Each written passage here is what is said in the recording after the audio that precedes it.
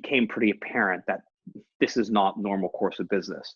And I'd become friends. There were 100 or so people in my analyst class. We all went through training together. Everyone was worried.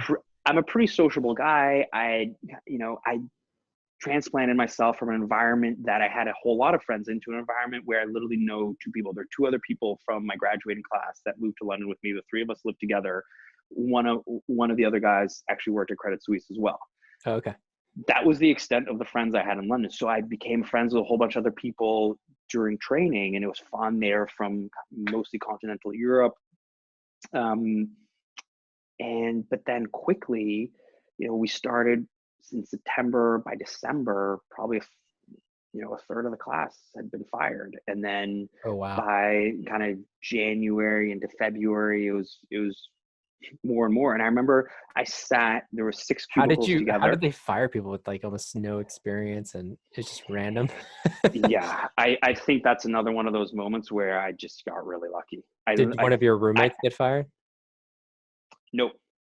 Okay, that's good. You didn't have to cover that. Yeah, we somehow all lucked out. Yeah. So yeah, they had fired by January, February was like almost half the class was gone. Yeah, about that. Yeah, that makes sense. And it was just a toxic environment.